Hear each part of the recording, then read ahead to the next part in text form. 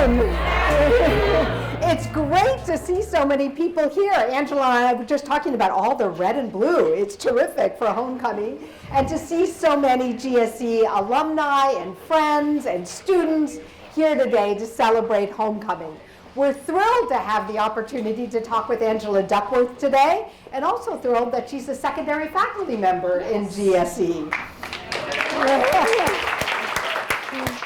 Whenever Angela and I get together for coffee, we always end up talking a mile a minute, so I'm sure that we're not going to run out of things to talk about today and to hear all of your questions as well. So I want to start by just talking about a little bit about GSE and to let you know about some of the things that are happening. I actually just got back about an hour or so ago from Washington, D.C., from the National Academy of Education meetings, where we had a record number of Penn awardees. So I actually have a photo on my phone if you want to see, and next to my grandson, this is now my favorite photo. Just ask me and I'll show you. We had 2 members of our faculty inducted as new members of the National Academy, Laura Perna and John Fantuzzo. Congratulate them. We had 2 faculty members who were awarded postdoctoral fellowships, Manuel Gonzalez Conche and Sharon Wolf. And we had 4 GSE students and 2 larger Penn students who were awarded dissertation fellowships, which was the largest number of students from any university across the country. It's remarkable. So since these are among the most prestigious awards that educational researchers can receive, we were thrilled to have that kind of turnout. So GSE is growing its alumni base with about 1,300 students every year. We're now up to over 17,000 alumni. And alumni who are doing remarkable things in 95 countries across the globe. So be sure to pick up a copy of the GSE magazine that's outside and read about some of the remarkable things that our alumni are doing, because we really have our impact through the people who go through our programs and then go out and do remarkable things in the world, whether or not they're starting schools, leading universities, starting new ventures, leading learning for big organizations. I mean, the range of things that GSE alumni do is really remarkable. To keep up with our growing student population and growing alumni base, we are also trying to embark on a capital campaign. So some of you saw the pictures as you walked in. This is actually the first capital expansion that GSE has ever done since the building at 3700 Walnut was built about in the mid-60s, so a while ago. You can see the 60s architecture here. So we're really excited about this because it will enable us to, first of all, bring people back to campus. So many of our programs, and those of you who are alumni in the exec programs know, happen off campus, and we want to bring people back to the center of campus. We're also creating an innovation hub that will allow us to build new certificate programs, that will expand our reach, a maker space, and lots of opportunities for more project-based learning, and more space for students. So I have lunch with students every month or so, and I always ask them to tell me what's on their mind, what I should know that I might not know as the dean, and these are always great conversations. And at the last lunch, a student sort of hesitated and said, I'm just going to come out and tell you, Dean Grossman. I'm just going to tell you like it is.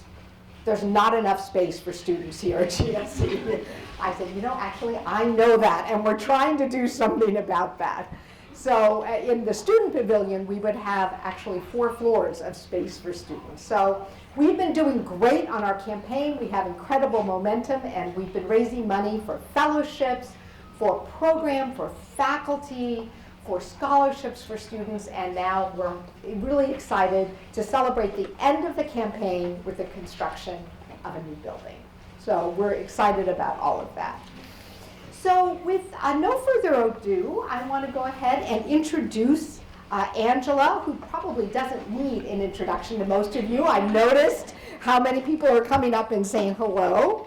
But I just I will do it partly formal and partly just that's, something I know about Angela. Okay. So Angela is the Christopher H. Browne Distinguished Professor of Psychology here at Penn and secondary member at Penn GSE. She's also the author of Grit, which I know many of you have read, and I even saw a few copies circulating around here. She was a 2013 MacArthur Award winner, the Genius Award, and is in hot demand by people across the world, really. She's advised the White House, the World Bank, the NBA and NFL teams, and Fortune 500 CEOs. And this fall, she was named a Distinguished Daughter of Pennsylvania by Governor Wolf.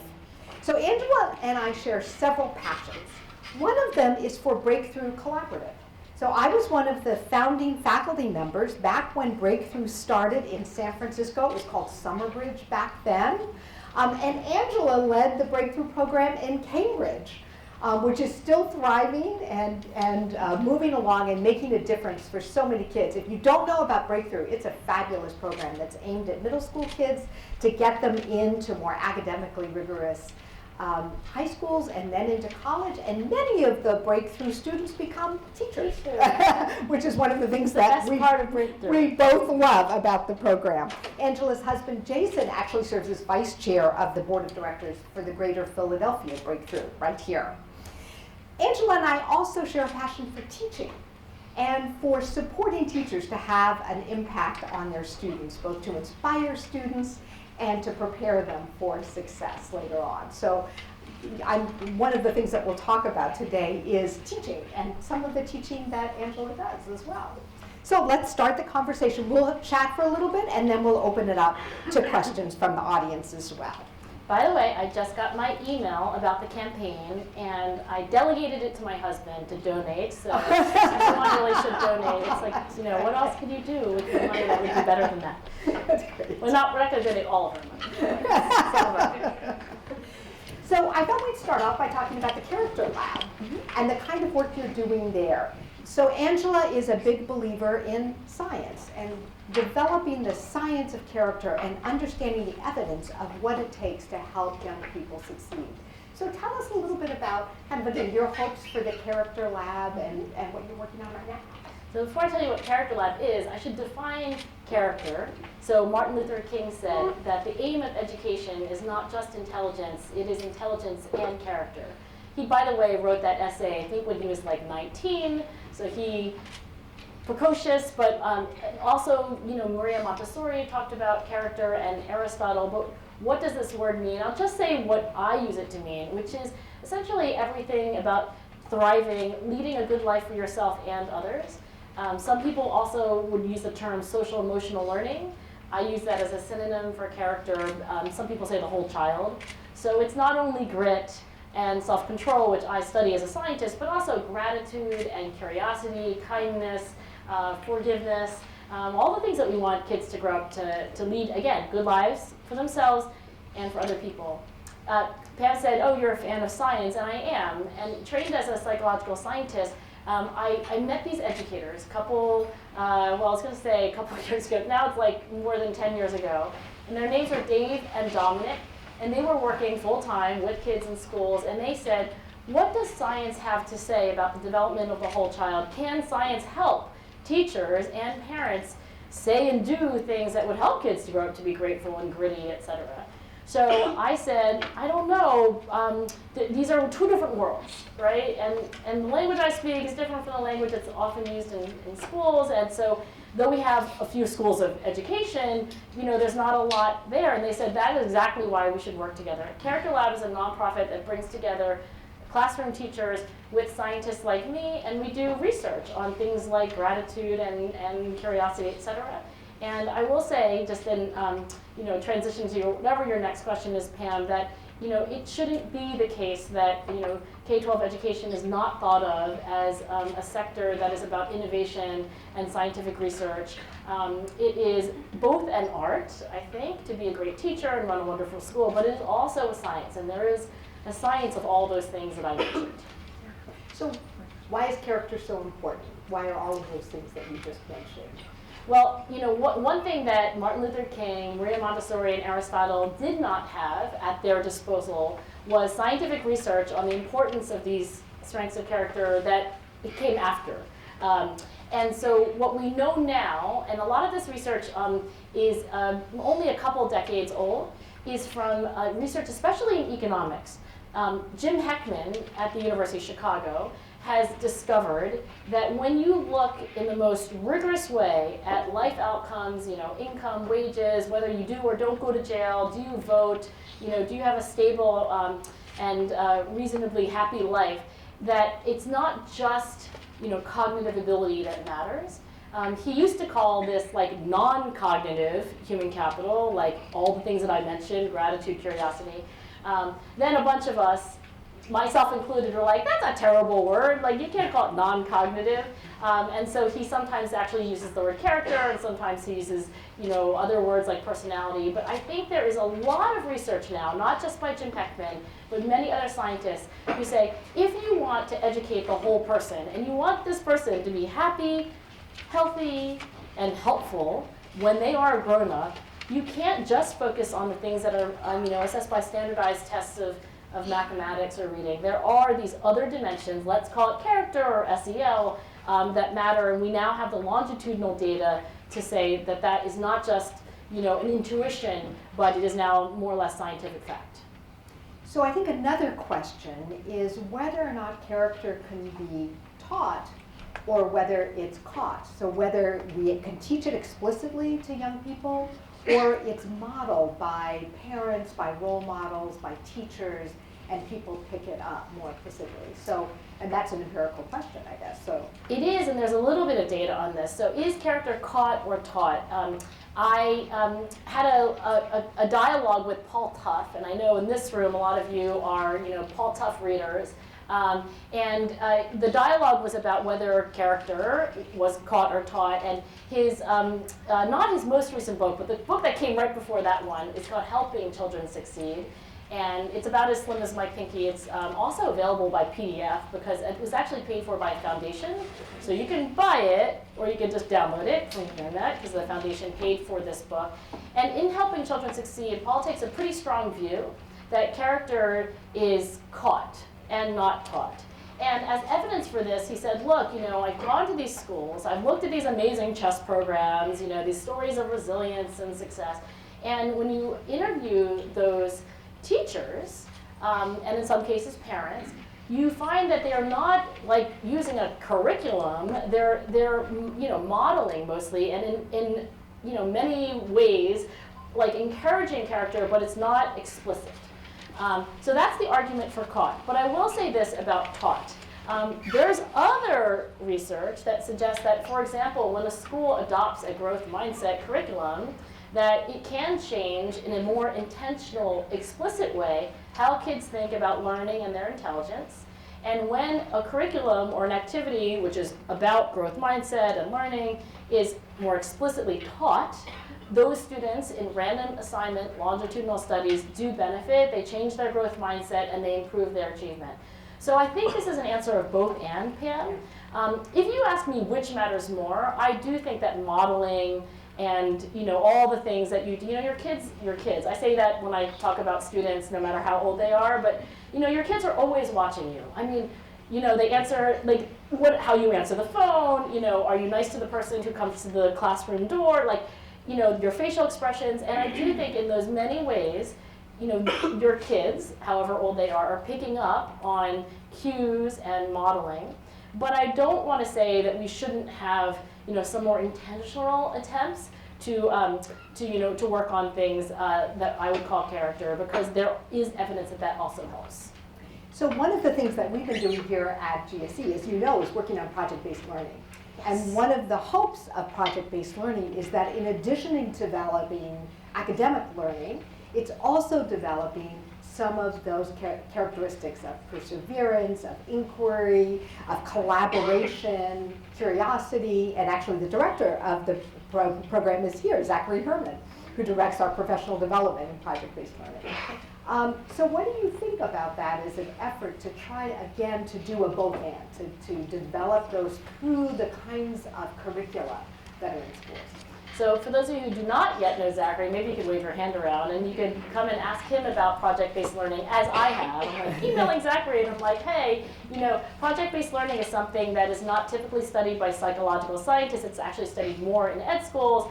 And if you haven't experienced it or you don't know much about it, it is probably not the way you went to school. So when I went to school, we got worksheets. I took a lot of notes from the board. I think I only had a few projects that I can remember, but it's notable that I can remember them. So in one, I had to make a time machine. I was in 4th grade. I got a refrigerator box. I remember this like it was yesterday. It's like I painted the refrigerator box white with this paint, but like I also learned that when you paint white paint over a refrigerator, like it takes about 10 coats. So I made a costume. I had to go back. It was like basically you had to anyway, in my project, it was like in some way, shape, or form, you have to see what, show your classmates what it was like 400 years ago. That's why I had the refrigerator box idea. I learned so much, and I didn't forget anything that I did, and I could almost like recite my little presentation about like how there was exploration there. Now, I can't tell you what all those worksheets were that I got in 4th grade and all those notes that are on the board. So project-based learning is like deep, active engagement in really intrinsically meaningful problems, and it takes longer, it's likely harder to do. Now, where this intersects with characters, where Zachary and I were just exchanging emails, because I said, wow, this isn't the way I was taught for the most part. I'm trying as a professor to incorporate the principles of project-based learning into my classes. Every time I do anything that's in the direction of people actively, instead of just saying like, hey, this is how you collect data, I actually sent my students out and I said, Google how to collect data, I'll give you a little pointers, then actually collect data, then let's actually talk about it. It's like the learning goes through the roof. It's like insane. And so many of the things that I would say are character, teamwork, communication, collaboration, leadership, curiosity, creativity, grit, self-control, delayed gratification. It's like, oh yeah, because you had to go and do this really hard thing, you are going to get as a side benefit like all of those elements. So I will say that I'm like at the bottom of the learning curve for project-based learning, but this is why I'm so excited to have a secondary appointment to be learning from your faculty about it. Yeah. It's interesting because I didn't grow up with this either, although I still do remember done, Pam, with our making lives. the mural of the eyes of Dr. T.J. Eckleberg from The Great From The Great Gatsby, Gatsby, and bringing it in, doing it on our own, spending a whole weekend doing that. But my son actually had 2 years with a teacher who was radically project-based. The kids led the classroom. They had learning contracts. It was amazing, and I don't think it's an accident that he now runs his own consulting business in design-based thinking, and it has a lot of those character traits. I mean, he had to develop them when he was 10 years old. Which is so Which is amazing. So we've at GSE have made a big bet on project-based learning and more student-centered forms of learning because we think that the future of work is actually going to demand these kind of things, right? People are going to have to invent their own ways of working. I know one big advocate, and so does Zachary and Pam. So George Lucas, Star Wars, right? And other things, Raiders of the Lost Ark, like very successful, creative person. I think he's all in on project-based learning and has devoted so much of his personal fortune to paying for project-based learning research because his intuition as a very creative, productive, and successful person is that if you really want people in the new economy to thrive, then they can't be taking down like, the teacher said 4 + 2, I wrote down 4 + 2, they gave me a worksheet, I filled in all the right answers. That's not what success is going to look like. And so, among other advocates, you have people like George Lucas, like just cheering and advocating for this approach to learning. And of course, then there's a research base, and that's actually some of the research that we're involved in, is not only running this program, but trying to understand whether or not this professional development actually makes a difference for teachers and whether or not it can change their practice, because as you said, it's actually much harder to do. It's really hard. And so I mean, harder than like the lazy way of teaching. Yeah. So I thought this would be a great segue into you talking about this new class that you're developing, which sounds really exciting. So I've decided to teach a new class at Penn, and it's going to be called Grit Lab. I thought about the title, went back and forth. I was like, what the heck? I'm just going to go for it. I'll call it Grit Lab. I called it a lab because I wanted to be like, hey, students, this is for undergraduates. Hey, students, you know, life is an experiment, right? Like you have to try things, and you have to have like hypotheses about what you want to do with your time on the planet, and then you have to test those hypotheses with data. And I want them to experiment with failure. I'm like, your assignment is to fail something. You know, in the next 6 days, you have to fail something and reflect on it. So it's that kind of course. And you know, while I was developing the syllabus, I'm going to start teaching it in January. So I guess I should say, while I started the very idea, and even now I'm like emailing Zachary, I'm like reading books on project-based learning, because for me, I'm going to try to put into this course not, a lot of professors, it's like when they think about teaching their physics course or their like Russian literature course, whatever, they think of the content. And they're like, what things should people read? The whole, energy kind of allocation is to the content. But I'm going to try to like think of the process as much as the content. And for that, I'm just cheating. I'm just like borrowing everything from project-based learning and acting like I'm like. So it's been quite an adventure already. And I will say that when I showed the syllabus to the deans who had to approve it, we have many deans in Penn, and there are other deans who have to approve your syllabus. They're looking at it, they're like, what's this part that says it's pass-fail only? And I was like, yeah, I don't really believe that kids should be extrinsically motivated by grades. And in this course, like pass-fail only, they're like, we've never had a course that's pass-fail only at Penn. I was like, yeah. So I was like, can the computer system do it? They're like, I don't know. So I get a call back, they're like, technically the computer, and I'm like, then we're gonna do it. They're like, okay. And then they look at the syllabus and they're like, well, where are all the required readings? And I'm like, oh yeah, there's not going to be required readings. And they were like, wait, you're going to teach a course at Penn that doesn't have required readings? I was like, look, we all know that they don't read them anyway. So, like, all the readings are optional because that's what they do. But they're optional anyway. They're optional anyway. But what's not optional are the experiences and the reflection, which you do have to do in writing. And they're like, yeah, but how are they going to, be incentivized to like work on these like writing assignments when you're not grading them? I'm like, oh, because I'm a psychologist, I know that there's one thing that 21-year-olds care about, which is what the other 20-year-olds think of them. So everything gets posted to the whole class. You can spend as little time as you want on your writing, but guess what? Everyone else is going to read your writing, not just your teacher. So I'm really trying, and again, I borrowed all of this from like great K-12 educators who are really on the cutting edge of PBL and other innovations. And so I'm very hopeful, and I think Pam has this as a secret plan, that GSE is not just GSE like, as one school at Penn, but like it has an influence on all the faculty at Penn, and that everything is taught differently because of the innovation that's happening here.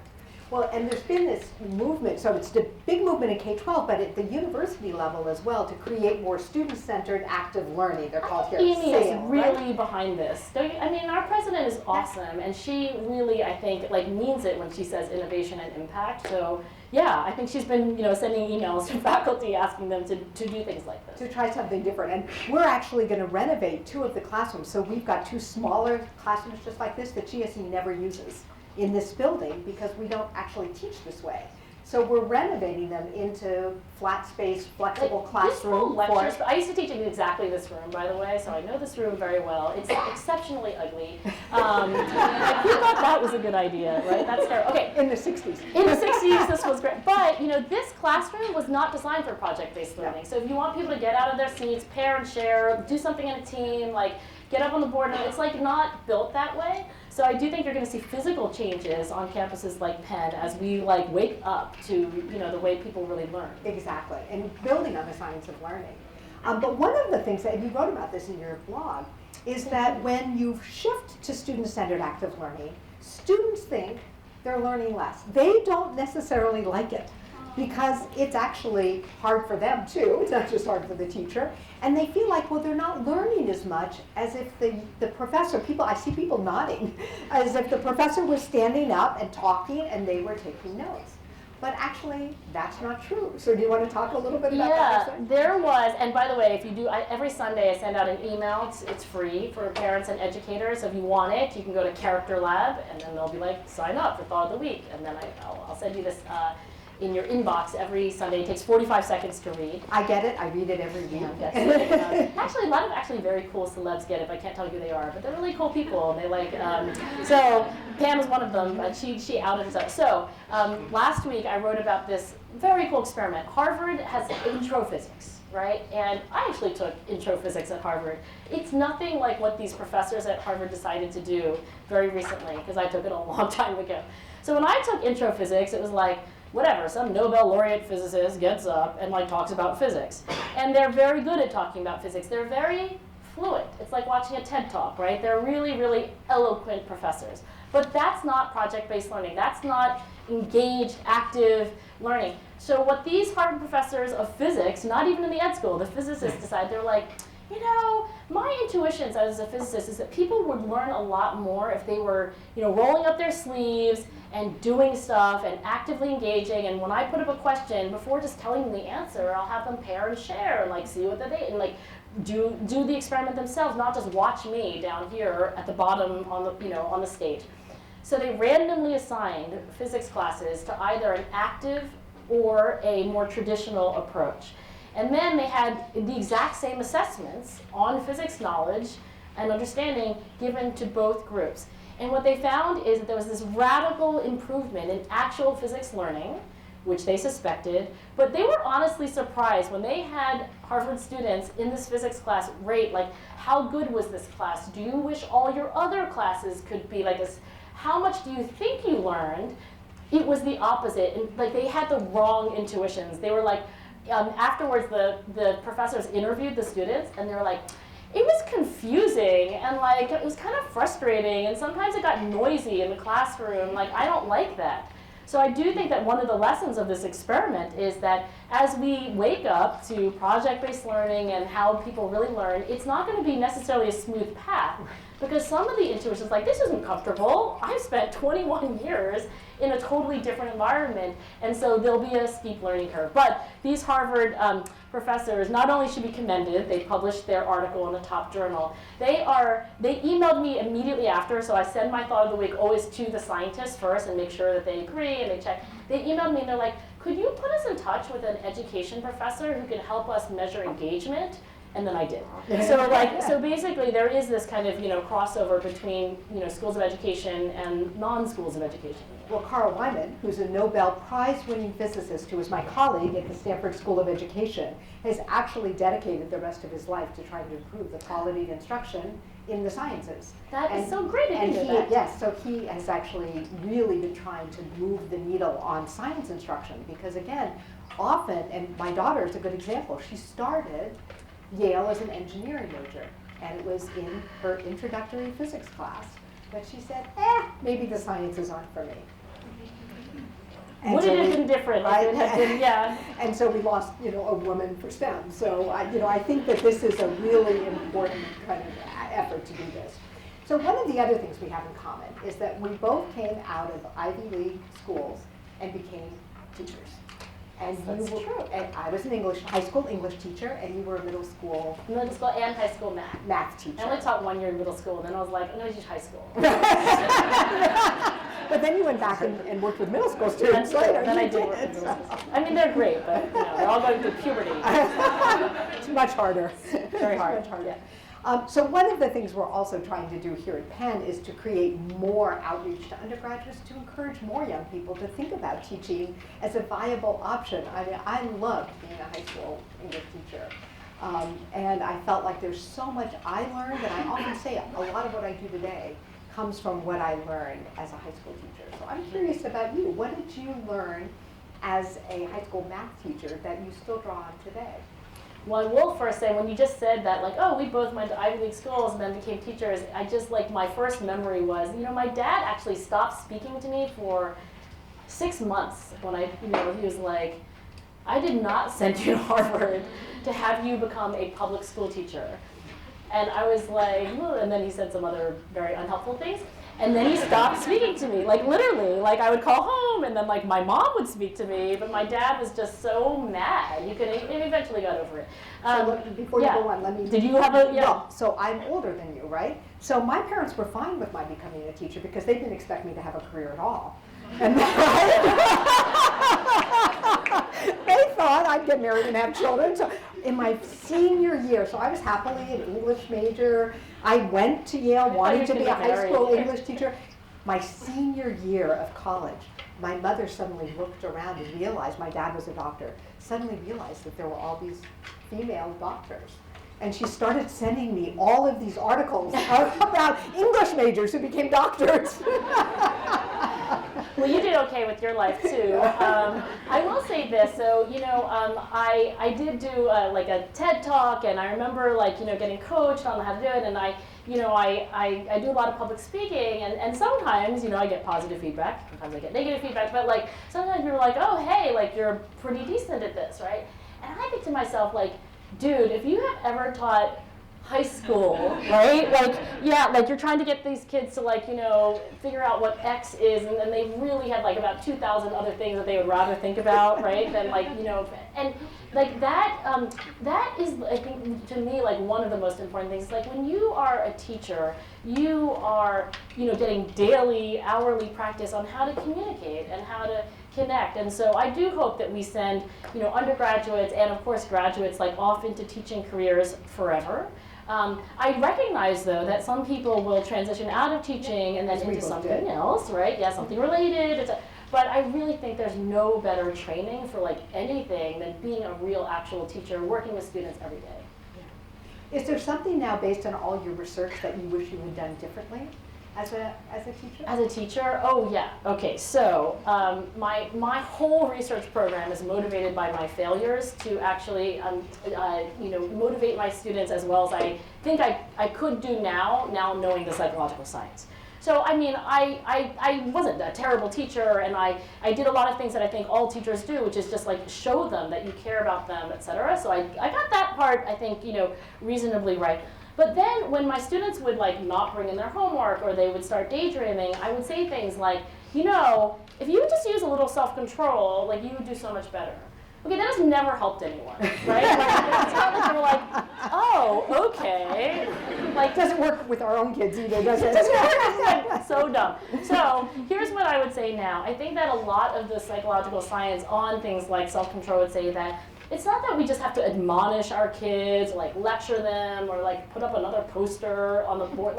That's not what they need. What they need are strategies. Right? And if you look at very successful, very self-controlled people, it's not that they have more willpower, it's that they have a whole arsenal of strategies, so many of you have them.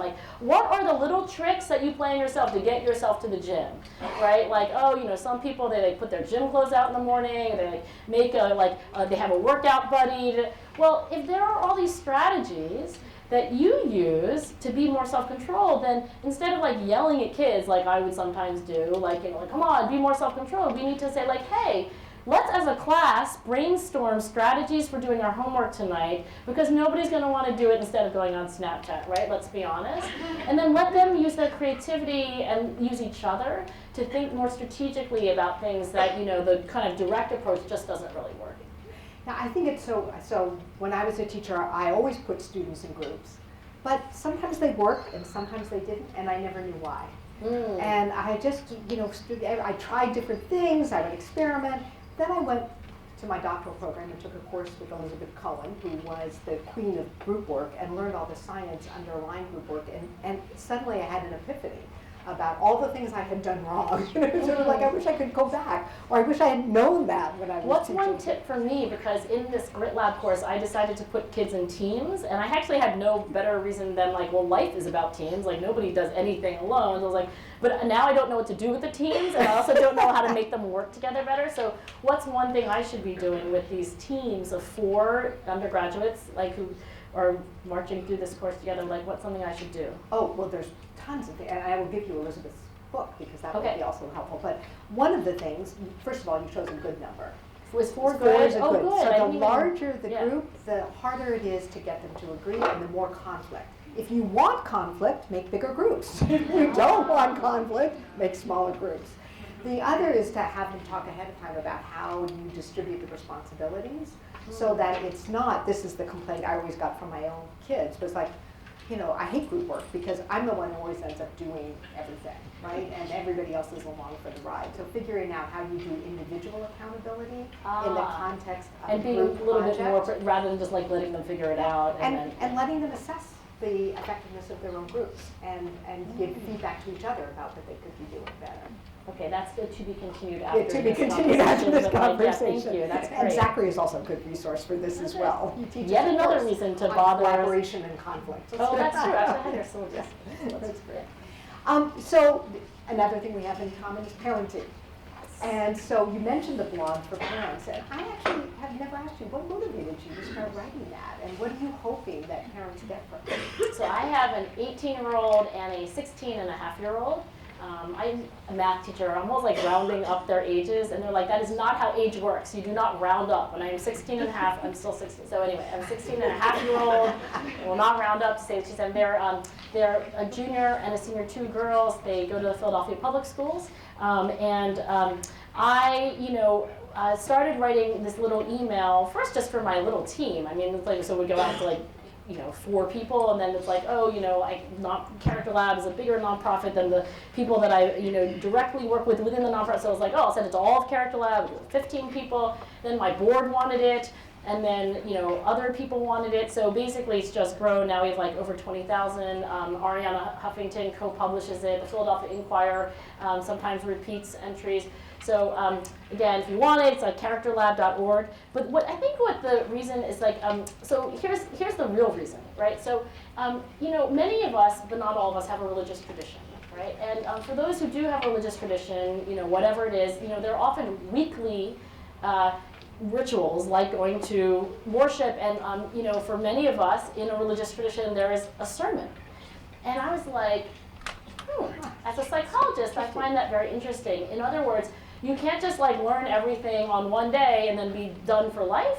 You have to weekly get reminded and educated and inspired. And I was like, you know what? That's very psychologically wise. I think all people, including parents, need to have kind of repeated weekly, let's say, reminders, inspiration, etc. So this is, in a way, my secular sermon.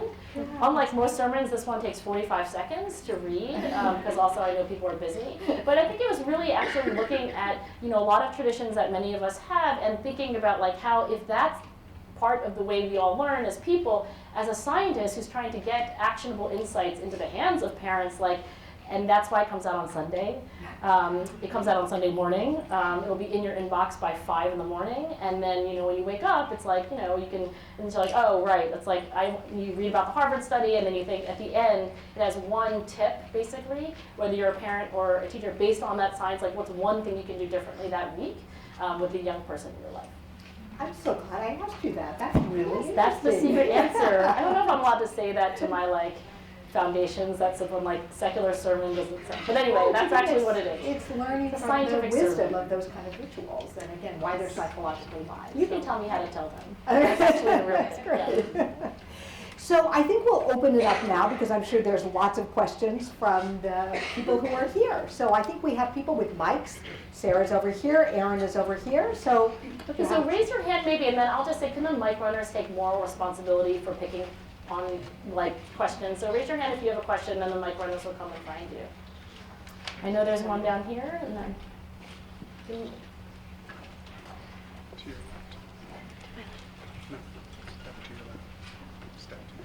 So for Angela, I'm just curious about what inspired you to transition out of the classroom and to get into research. It was a real struggle, and when I taught for 5 years, I'm not like a master teacher, right? That was kind of a pretty brief period, honestly, given the learning curve of, teaching, and I thought about becoming a principal, so I thought about that. I thought about staying in the classroom, and then really what motivated me to take this eventual path is that I thought about, if my major frustration with myself as a teacher was my inability to motivate students to their potential. Again, I don't think it was horrible, but I knew there was potential that I wasn't getting. There was slack in the system. I thought, well, what am I good at? My major undergrad before I became a teacher was neurobiology, and I had a master's in neuroscience, and I was like, okay, I can use that skill set and those interests, and in a way that, you know, would be, for me, the best way to like help kids would be to do this other path, which is to become a researcher. But I did think about other things, and I think for a lot of, you know, people, they decide they're going to stay in the classroom as master teachers. Yay for them! They should get extra chocolate cake and extra salaries. And extra salaries, yes. They could buy chocolate cake. But yeah, I felt like that was, you know, the way that I would do it. And now I would say that, you know, 95% of my research is actually in partnership with schools and educators. So I still get to hang out with teenagers, but not as much as I would like. But that's basically the story. And then there's another question here after, so we'll tee up. That would be great. Thanks. Oh, and this is here. And there was one over there. There's one over there. So I do a lot of work with the Department of Defense around service member transition, and we're developing some tools around this idea of shifting left, starting a lot earlier in the service, thinking about how you might prepare for what you do after the service. A lot of folks wait till transition assistance program 6 months, 12 months before they leave. I'm just wondering, for those that missed this character stuff and grit when they were in high school and they didn't have this and now they're young adults, what are the strategies that you talk about for those folks on how they can get it, like in their, like in this case, service members earlier in their military training to start thinking about what they might do beyond that career? Well, one of the things that I learned when I was an undergraduate taking neurobiology classes, and this is the 90s, actually, the late 80s, and a long time ago, was that like, oh, after, you know, a certain period of your life, like you kind of can't really learn anything, right? Like you're not really going to change much. And that would be very depressing for like people who like are coming to like, you know, decide making career changes later in life, or like wanting to improve their self-control or their gratitude or their happiness later in life. But now, in 2019, the modern neuroscience is like, okay, that was wrong. The brain is plastic. Actually, your entire life, you're always learning. There are periods where the learning is more rapid or more plastic, but you never stop learning. Your brain never stops changing. So I will say that the good news then is that, you know, really no matter when you come to a decision that you want to change your lifestyle or change yourself, that it's never too late. And I think one thing I've just noticed about very gritty people, because I like to study people who are especially, you know, passionate about what they do and really persevering and resilient about it, is that they are really lifetime learners. I mean, they listen to podcasts, like they listen to audiobooks, they read a lot, they like watch TED Talks, they come to this, right? Like the fact that you came here means that you like invested energy in life. So I would say that like if that is, you know, true of people who are very successful, and like then just copy what they do, right? Like become one of those people who's basically, you know, always learning in whatever way, you know, works for you. So I certainly can see the benefit of project-based learning, and I certainly agree on that. From a student's perspective, I can imagine that some K through 12 students or even higher ed students feel that their outcome is tied to the performance of their fellow students. And I'm wondering, as educators, how do you deal, what are the methods and tools to deal with the fact that there could be sort of grousing in terms of performance within a group? This is a Pam question. Well, I think, as Angela said, work requires collaboration, right? In most modern workplaces, you're always going to be working with a team. And so part of it, I think, is being much more explicit about our goals in creating group work and saying this is partly to develop the kinds of skills that you'll need to be successful. Being successful in life is not about just individual performance. It's about how do you work with others. I've actually told people some of the most prestigious kinds of awards you get are for your achievement and also your ability to work with other people so that you can, again, collaborate and create something different. So I think partly it's being much more explicit about that, helping them develop an understanding of the kinds of skills that they're learning by negotiating the difficulties, and being honest about the fact it's hard to work with other people. It's not easy. It's easier to work on your own. But developing, as Angela said, some strategies for being successful, some opportunities for them to see themselves getting better at that, I think then mitigates some of that. When you just try to sneak it in and aren't explicit about this is actually one of the goals, is to help you get better in this, you hear more gossip. Now, Penn students, okay, and I am speaking of current Penn students, but, right, reflect on your own, but they do care about their grades. I will say that when I made it pass fail only, it was partly just as like, look, I don't want any grousing about like, I was on this team and I had 3 slackers on my team. So now I've taken that away by, removing the grades. But I just want to mention this one thing. So many of you know about the last lecture Randy Pausch at Carnegie Mellon gave. In the tradition of Carnegie Mellon, a last lecture, it's a lecture you give as a professor to impart wisdom based on what you've learned. Now, it turned out for him, it really was his last lecture because he was terminally ill. He was famously beloved professor at Carnegie Mellon, and so his last lecture actually went viral, and there's a book, Last Lecture. The part that I photocopied, and I'm trying to figure out how to introduce into Grit Lab, I haven't quite, Pam's going to help me, is that he assigned his students to teams, and they were randomly composed. So you would work with a team of fellow engineering students, and then you would switch, and then you'd get randomly assigned to another team. You'd switch, and so you might have 5, 6 teams over the course of a semester where you're all doing group projects. The way he addressed this was, so you've got 5 or 6 teams. He had every person, every student in the class, every time you were on a team, you had to rate all the other team members on how helpful they were. And then when you ended the class, he gave you your data. And so you now had 5 ratings of how people thought of you. And of course, since there were 5 teams, and there were lots of, you can't say, oh, this is an average. And he said that the reason that he did that was that when he was an engineering student, he thought he was awesome. And then his professor had this done to him, and he couldn't believe it. He was dead last on helpfulness, and he was like, oh, I'm not helpful. People do not like working with me, and so I'm trying to figure out how to engineer this kind of feedback in a non-disastrous way, into my class. Hi, my name's Katie. I am a second-year high school teacher at Science Leadership Academy at Bieber. It's in West Philadelphia. I graduated from UTAP last year. And for those of you that don't know, SLA Bieber is a project-based learning school. I teach 10th grade biochem and 12th grade chem.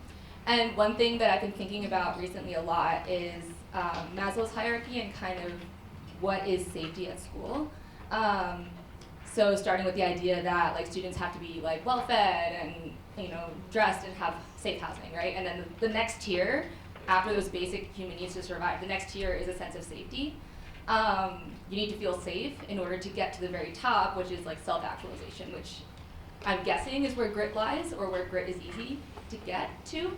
But then I think high school is the least safe place for so many students, and not just because of their socioeconomic status, but just because of being a teenager, where you're asking a lot out of them to put themselves out there and fail or make their voice heard in front of their peers when they're so self-conscious, they struggle so much with confidence, and I'm thinking about a lot in terms of mental health, how suicide is the third leading cause of death in teenagers, and the two highest at-risk groups of people to die by suicide is older people and younger people. It's very taxing, and it's terrifying to practice grit or to practice working in a project together. I force my kids. My kids work in projects, they do projects, and they always tell me this is the hard. They think it's really hard, and I ask them why, and they're it's because of the whole working together thing and putting yourself out there. And I asked them yesterday, I was what do you think it's going to take to make this classroom a completely safe space to take risks? And they're nothing. I just don't take risks. I refuse. It's terrifying. Nothing can make taking risks easy. And so I'm wondering, what do you think? What needs to happen before grit can happen? What amount of safety has to happen before grit can happen? Yeah. And just kind of this idea that maybe it's a privilege to be able to experience grit because people that have grit can fall back on the safety net. So social belonging, which some of you have heard of, so you might nod, and some are what's social belonging, is actually one of the most important new scientific discoveries in education. When kids feel like they fit in, and these social belonging questionnaires have items on them I feel like I fit in. I feel like I belong here. I feel like I'm part of the group, not outside the group. This is probably the strongest predictor of college persistence, by the way. I've actually done a head-to-head comparison of grit and social belonging wins for college persistence. So, grit is not everything, and I think social belonging, especially in adolescence. So biologically, mammals, including human beings, are extraordinarily attuned to peer sort of judgment, as it were, like, like in whatever mammalian species, it's like you're extremely sensitive to how your age-matched peers are interacting with you. And it kind of actually gets better, by the way. I always show this graph to my own undergraduates. I'm like, look, here's your emotional stability now. Okay, it's going up, but for now, you're just crazy people, right? Like, and they're so self-conscious, they're so emotional. Here are two suggestions, right, about creating social belonging and safety, in psychological safety in schools. I think that the first thing that I would do as a teacher, and I try to do this with my undergraduates, is to be really actually very personally vulnerable and to model. It's like kind of the caught, not taught part, right?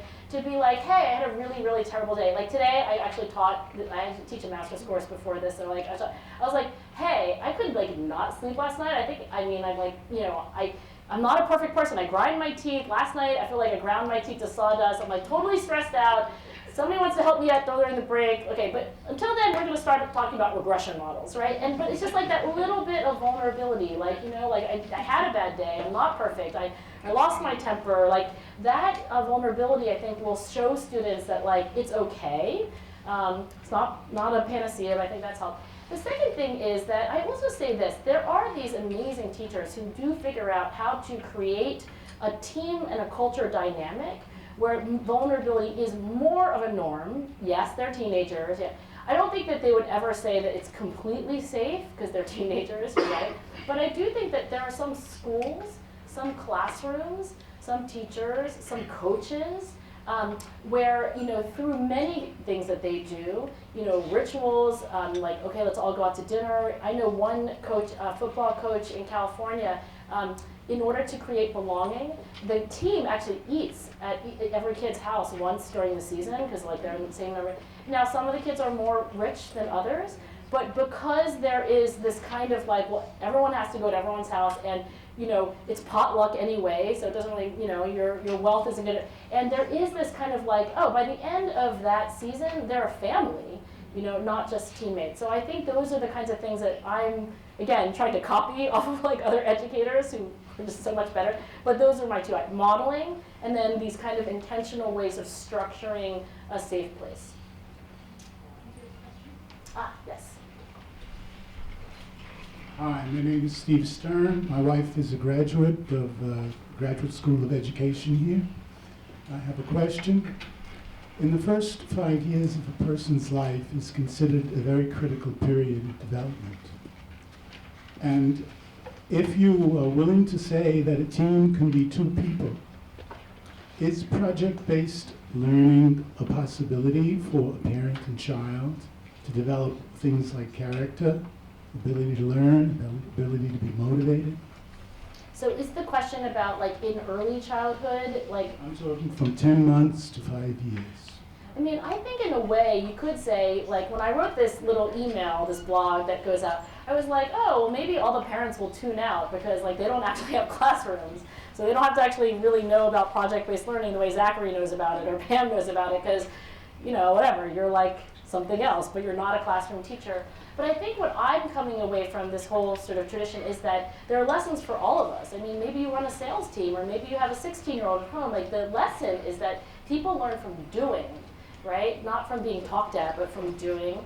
And that is true whether the kid is 16 or even more so maybe when they're 1 or 2. Right? And that's why, of course, so much of what you just see how toddlers, I mean, they're just always doing project-based learning, right? I mean, like, you almost can't stop them. So I do think there are lessons, and I think the thing I would say is that let's not get in their way, right? Like, I think a lot of children, when you see them, like, well, not all children, frankly, they are intuitively doing what maximizes their learning, and we have to, like, not screw it up. And I think part of that for parents is learning to let their kids struggle. So, we've all done jigsaw puzzles with kids, and the impulse to just put the piece where it belongs is so strong. You have to hold yourself back and let them kind of figure it out. But there are ways in which we step in where what we should be doing is stepping back and letting, And that is part of that duo, right? That is part of that dance. Okay, so I know we have another question, but I have to tell you about this new scientific research that hasn't been published yet. And for those of you who know Philadelphia very well, it was done at the Please Touch Museum. So a graduate student, actually postdoc, named Julia Leonard did the following study. I think it's so cool. She randomly assigned kids to 2 conditions. In one condition, the experimenter gives you a puzzle, right? And it's hard. She knows it's hard because she knows the age of the kid. She knows how to give them a hard puzzle, right? Not impossible, but hard. And in one condition, it's called the takeover condition. Now this is the parent who's like, oh, you let the kid struggle for like 10, 15 seconds, and you're like, oh, I'll do it for you. So the experimenter finishes it like, great, next puzzle, and then the kid is struggling, and 10 seconds go by, and the experimenter says like, oh, I'll finish it for you, right? So that's one condition. The other condition, the kids are allowed to struggle, right? And instead of taking over, maybe the experimenter says like, oh, well, very gently, maybe you could just try to work on this part of the puzzle first, but they don't take over.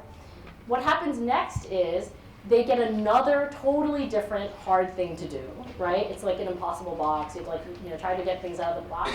And what they found is that having been exposed to a taking over situation, like an adult swoops in and solves all your problems, decreases challenge seeking on another task. So I think the lesson for parents is you absolutely, even if it's uncomfortable, you want to drive back to the school you get the history book that was left in the locker, you want to call the Common App and tell them that your daughter, forgot it. But whenever possible, I think we should let them struggle longer and face the consequences of the struggle. I mean, they're not going to evaporate that they lost their history textbook and they're going to get 10 points off, right? They will survive, and they will learn a life lesson from that, which is different from you driving back to the school and picking it up for them. The example I always used to give my student teachers about this is learning to knit. So when I was learning to knit, well, I was waiting for tenure. In fact, I decided I had to get my mind off tenure, so I learned how to knit. And I was new, and I was trying to learn something new. And so whenever I dropped a stitch or made a mistake, I always would give it to my teacher and ask her to fix it, which she did. And so when I was at home and I dropped a stitch, I would have to wait until I could go back to, because I never learned how to pick up a dropped stitch, because they always did it. Now I have a new knitting teacher, and she says, I'm not fixing any of your mistakes. Good. She must have gone to the Penn GSE. No, she said, you've got to figure it out on your own. We have one more question.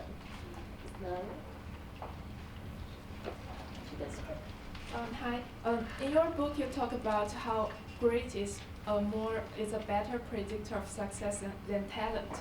Well, talent can be measured not inaccurately by intelligence tests, but how, as an evidence researcher, how do you quantify or measure grade? Yeah, so I will say this, grade is a better predictor of some success outcomes than others. So I don't want to, paint too broad, with this. It's like, it predicts West Point training, but not every possible outcome. But I will say, in terms of how to measure, that I will say this, and this is a good question to end on.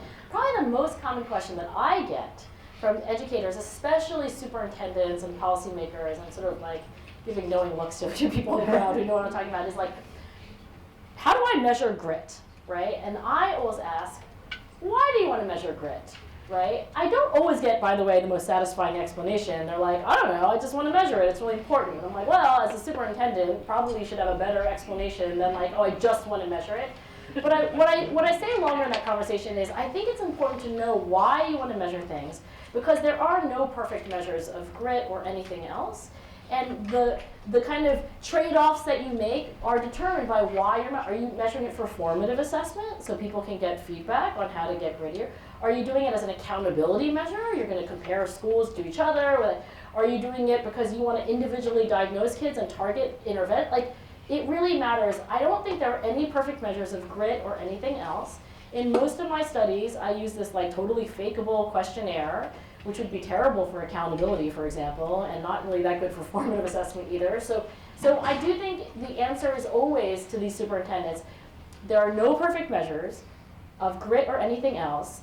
They're all imperfect in their own way. right? And therefore, you really need to have a very clear understanding of why you're measuring this so that you can make the appropriate trade-offs. When you picked your imperfect measure, you're picking the right imperfect measure that maximizes, the gains and minimizes the risk, given what you're going to use that measure for. They don't really like that answer. They just wanted me to send them a PDF. But that is the answer that I give. So please join me in thanking Angela for sharing all of her wisdom.